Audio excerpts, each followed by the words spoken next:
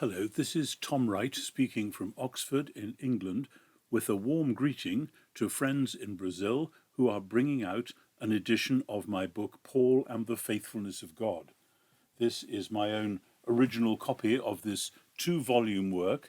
It divides into 4 parts, and each of these volumes has 2 parts. So here is parts 1 and 2, and here is parts 3 and 4.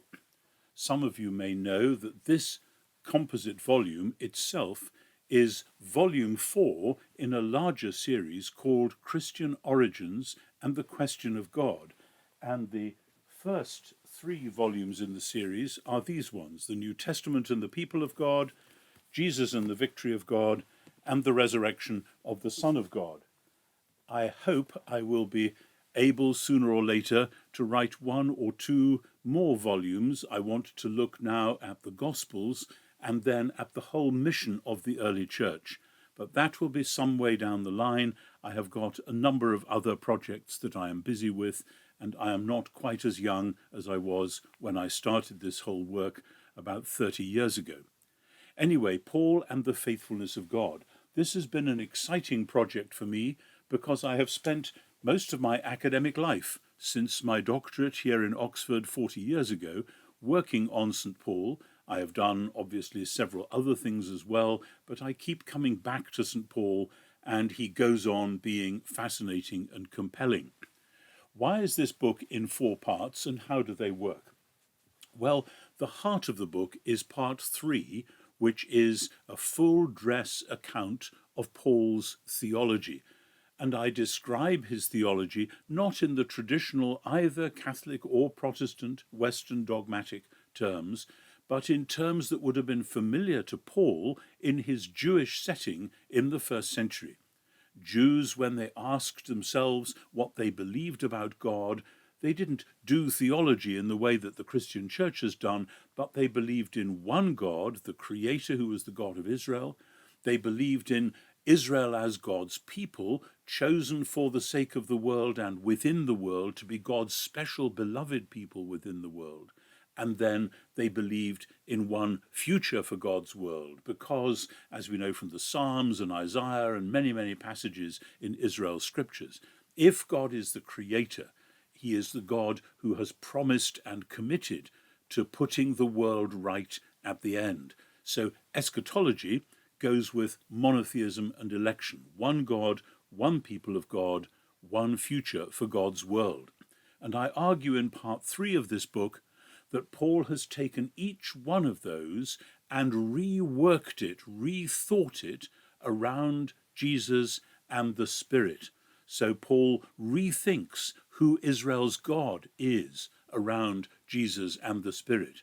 He rethinks particularly who the people of God are around Jesus and the Spirit, so that the faithfulness of Jesus as Israel's Messiah is answered by the faithfulness of the believing people who believe that he is Lord and that God raised him from the dead. And they are indwelt by God's Spirit to be the renewed temple, the place where the living God comes to dwell. And then the eschatology bit, Paul rethinks the Jewish vision of God coming back to put everything right around Jesus himself again and the Spirit, the Jesus who comes, the Jesus who puts everything right. So that is the heart of the book, part 3, Paul's revision of monotheism, election, and eschatology. But as anyone knows who has studied my other work, as well as theology, I have studied the ancient worldview of the early Christians in their Jewish and their Greco-Roman context.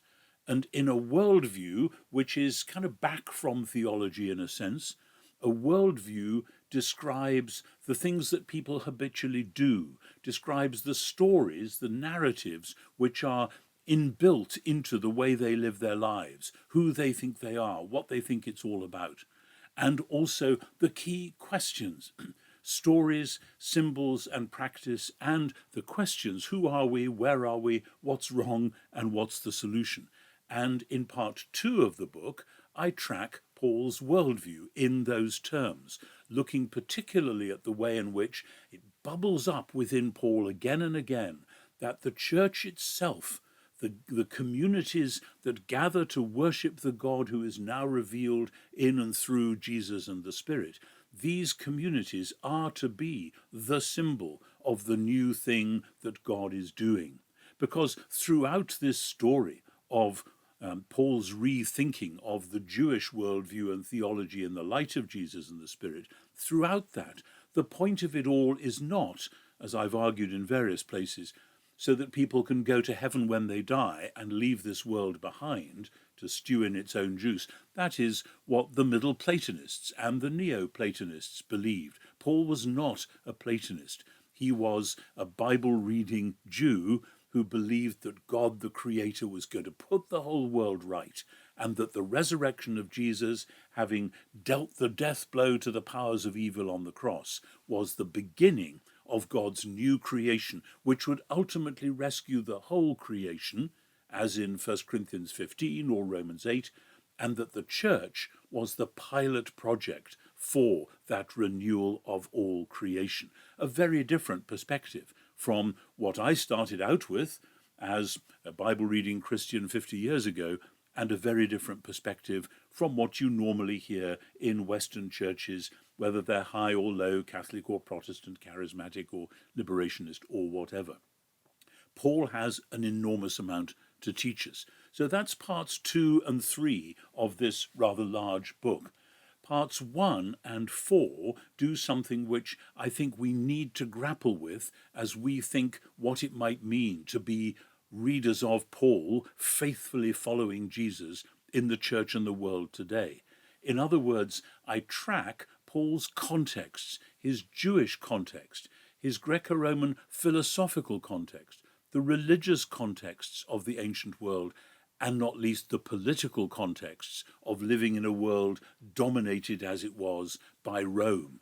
And then, having done that in part 1 of the book, in part 4 of the book, having done the worldview and the theology, I come back and say, now that we see this picture, how did this affect Paul's politics, Paul's view of ancient religion, and the extent to which the Pauline communities were and were not recognizably a religious movement in the first century. And then the philosophical implications. What is Paul doing philosophically in working this out? And then his relationship with his own ancient people, the Jewish people, Israel according to the flesh.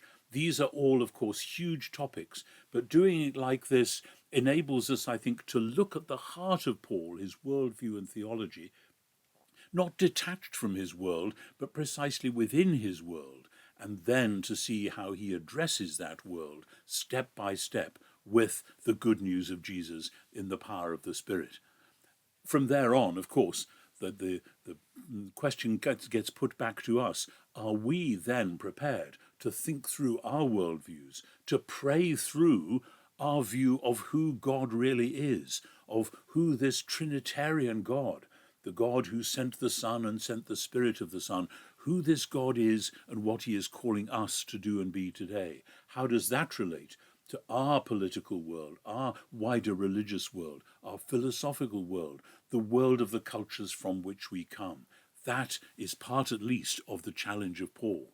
And if my book stimulates people to do this kind of work, to go back to Paul's text and to think it through for themselves and to address the questions that arise in our own context, whether you in Latin America or me in Northern Europe, then that's what this book was designed to do.